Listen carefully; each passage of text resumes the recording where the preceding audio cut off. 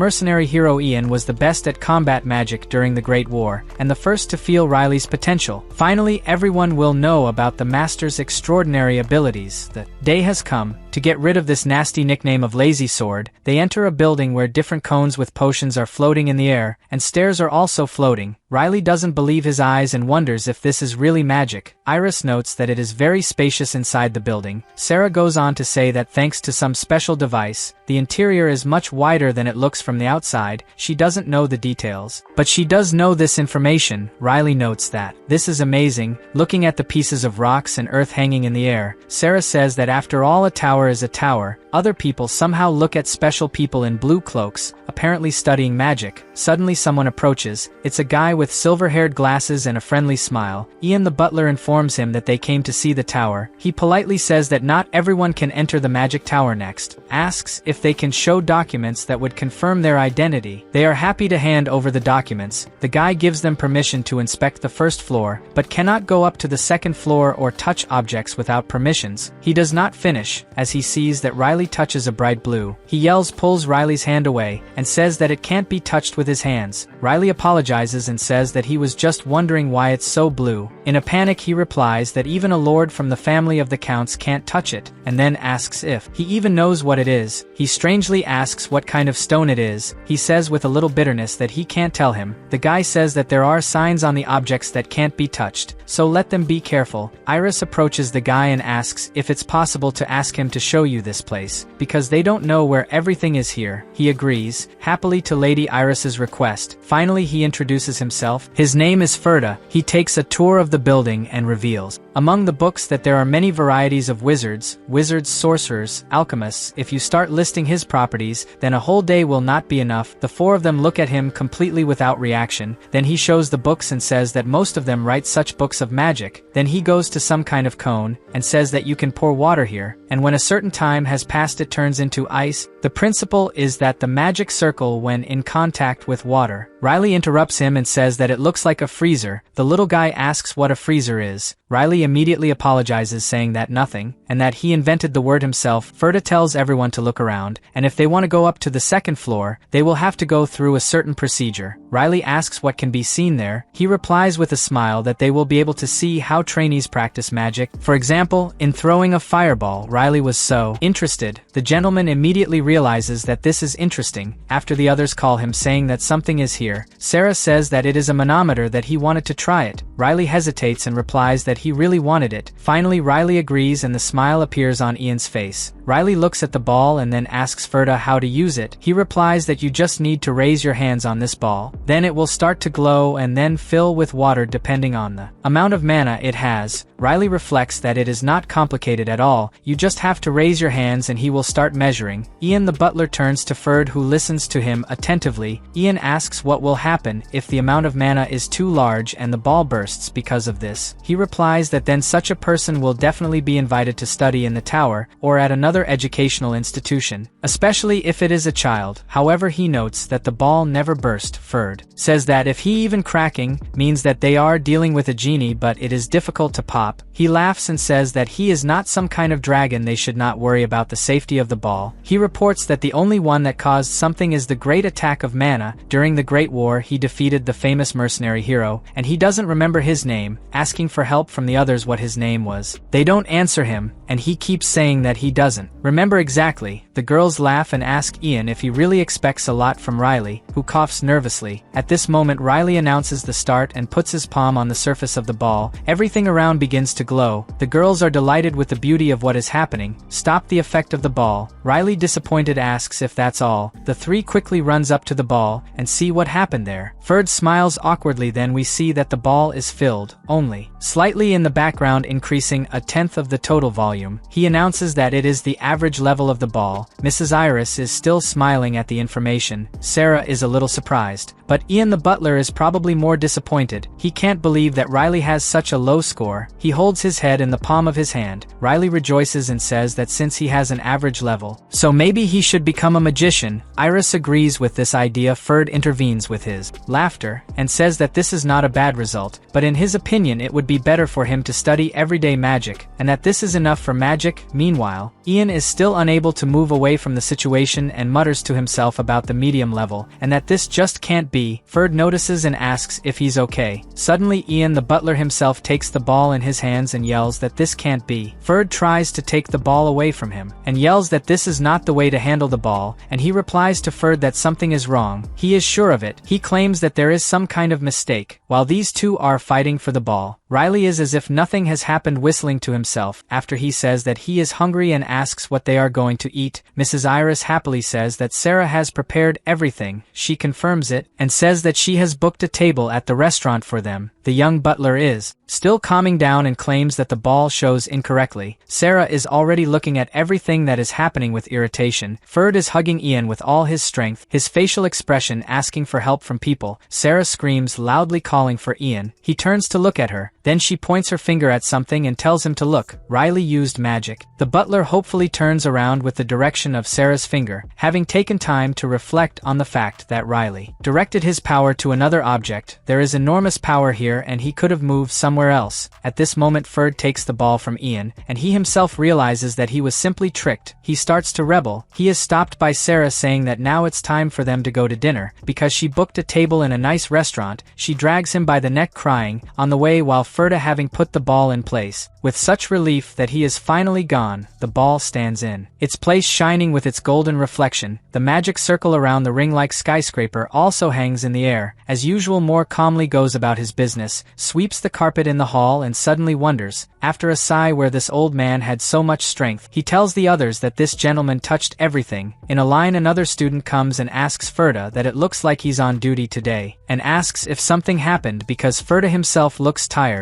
He strangely starts to say something, while the other students in the crowd look at something in surprise. The guy wonders what happened. He'll see. Ferda agrees that the guy looks. He turns to Ferda with a terrifying look. He notices that something is wrong and asks what it is that is there. Someone asks Ferda if he was on duty on the first floor. He strangely replies that he was actually on duty and does not understand what it is. He cannot make his way through the crowd, simultaneously asking what happened. Suddenly he sees a huge boulder floating in the air, all broken. Ferda doesn't understand how this can happen, because it's a stone that only great magicians use. He asks out loud who did it. This guy answers the question with a question, so he doesn't know either. So that's a problem, because they don't know who it is. But if the destroyer wizard finds out about it, he raises the ears of everybody here. Somebody is still shaking, saying we need to find the culprit. They agree with him, and they say otherwise he might think they did it, and they're going to get in trouble. Everybody's collectively discussing how they're going to find him because they don't have proof, and apparently this is an unusual person. Suddenly someone asks who was on the first floor today, and if there are any witnesses. They turn to Ferda, saying that he was on duty today. He saw any suspicious personality in the crowd. They start to get angry because of the lack of clues and evidence, and the next moment this stone just explodes into pieces. Everyone is scared and starts screaming once the sound is being made. Already outside the building, on the way, Mrs. Iris calls Riley. He turns around. She asks if it's hard for him and takes his hand. He replies no. She's asking them to shake his hands tightly. Lady Iris says that there are a lot of interesting things here, but she doesn't see that he is fascinated. He replies, tired and apathetic, that only so much happened today. He was in the temple for the first time in his life, and also found a holy saint there that he really didn't want to see. He was worried about what to do if she gave him an oracle as it was in his previous life. Moreover, he was in the tower where he collected mana in a slightly different way than before, although he had to act carefully so that no one noticed. So he tells Lady Iris out loud that in general he is happy. Ian and Sarah are with them. He laughs nervously while the girl tells Ian to compose himself. He is shaking and does not understand how this is possible. Iris smiles and says that it seems that something serious has happened to Ian. Riley addresses her mother and asks if she is disappointed that her son is an ordinary person. She thinks at first and then laughs happily and says that, on the contrary, she thinks with relief. Somewhere dark, a man named Beta is approached by another sitting on the floor. One of them says that if they continue to pickpocket, they will be caught. Beta angrily replies that the secret will become clear someday anyway, and he himself is aware of it. However, despite this, everything is boring today. He says that it is necessary to do real business. He asks if he is really going to steal on the day of the festival in Solia. He says that it is not even midnight yet. If they miss this chance, they will have to stay hungry and without money until the next festival. He looks on the corner at the people in the square and notices a guy saying that this one looks a little different even though dressed differently. He points to a tall blonde man with a guard who is noticed. Suddenly Beta's gaze stops at certain people. He calls the person sitting next to him Hemel and asks what to say about those people they see, Lady Iris, Sarah and Riley himself smiling and having fun with each other. Hemel remembers that these are the same visitors, so they remember even more clearly and make sure that it is definitely them, the people who pretended not to notice how the girl was being insulted nearby. He says that apparently among them is a stupid young gentleman, his mother, and a maid, and then they see the butler Ian, calls him old. Hemel asks if he really chose them. He replies that of course because these heartless people need to be punished, lest they commit a crime. The goddess Ironessa will forgive them. Hemel thinks over Beta's words and looks at him doubtfully at first, and then concludes that it seems that there must be no special problems because there are 2 aristocrats and 2 servants. In his opinion, Hemel says aloud. Contrary to all his conclusions he has, Beta tells him that they are not in a position to choose, so he asks the final question if he agrees or not. Hemel gets up from his seat, clenches his fist, and confidently agrees. He says that he should have done it immediately. They start running silently and quickly sneaking up on people. As a result, they find themselves very close to Riley and his team. They smile and begin to count within themselves, surrounding more and more. When Hemel finds himself behind the butler Ian, he suddenly turns to him, which startles him, elbows Hemel in the chest, who utters a brief silent scream. The butler doesn't stop hitting him. He falls back to the ground realizing that something is wrong with his leg. He shakes all over and tries hard to get up from the ground. Ian menacingly asks who they are and where they came from. The girl says she thought she saw them, so they are from yesterday's gang. She seriously asks where they come from. He shivers and closes his eyes. She bends down and asks if they are inferior Solia because they stink. The guy starts to say that it can't be because he sprayed himself with perfume. Sarah asks if he really thinks that the smell of a commoner can pass with perfume, but then she says that this is her homeland, so she will leave them alive. However, she sets a condition that in exchange for a pardon, they will have to pay for trying to harm their master. He begins to beg her to scream and deny. She puts her foot in his palm, lowers herself, and tells them to choose the target more carefully next time, because her master does not like to be bothered. A scream is emitted. Suddenly Riley remembers and asks where Sarah is. Ian replies that she said she was going to the bathroom and that she would be there soon. He asks Riley if he wants to go to the bathroom too. He replies that he doesn't, and in general, he just asked why he didn't find her. He speaks, but the butler doesn't understand and asks again, and Riley just smiles and says it's nothing, and then turns to his mother and says the candy looks so appetizing. A sound is made. Riley raises his head and sees a bunch of sparkling fireworks. Riley and Lady Iris are delighted to see what's going on. Sarah joins them and says that it has finally begun. Mrs. Iris did not hear her and asks her to come and asks what she is talking about. Sarah replies that she is talking about a fencing competition. Finally today the fencing festival starts in this place. Riley asks Sarah if she really brought food and drinks. She winks and comes to them with a tray. On the tray there is a large sandwich cut into 3 parts, huge meat and glasses with drinks. She says that everything is ready for the master. Ian notes that this time there will be good participants. Riley eats meat and asks if it is true with his mouth full. Ian replies that yes, it is true, and then asks if he remembers the competition program because they saw her at the entrance. Riley replies no. Ian leans in with a heavy sigh, supporting his head with his hands. Sarah strangely begins to say that according to the program there will be 3 competitions today. Even though the participants are excellent Excellent. Riley thinks about it and looks around. He understands that there seem to be fewer people than outside, because he sees only 2 people sitting next to them. It is true that there are not many people. Mrs. Iris answers affirmatively and says that in her opinion she expected that everything would be crowded. The girl smiles again and says that it is difficult. For people to come here they need to get an invitation letter, because this competition is held between the descendants of aristocratic families. Mrs. Iris asks if this means that ordinary people will not be able to watch the competition. She replies that it's not quite true. She points her finger at a certain ball surrounded by stones. Lady Iris looks at the direction of her finger and also sees this stone. She says that with this you can see everything that will happen here. Riley smiles mischievously and says that for sure some nobles will do stupid things and disgrace himself. Sarah says that this is not going to happen because there is a time difference, because they see what is happening here a day before. He thinks about it and assumes that this is something like a delayed transmission. Sarah goes on to say that the magic tower is responsible for the video, and if you ask them, they can cut unnecessary frames. Riley concludes in her head that after all this magic tower is a rather curious place, although it is a different era here, but as in her previous life they are organized with the help of the magic lady. Iris observes that apparently the competition is beginning. All eyes are on the arena. Suddenly, someone starts screaming and everyone hears. Someone tells him not to shout in the room. Another asks him to shut up. A loud voice. The aristocrats have it and he can't understand why they are all so excited. Mrs. Iris, Sarah and Riley watches Ian guard the emotions because it shows what he is thinking, or rather, if his master had left he would have screamed. Ian announces that 2 contestants are leaving,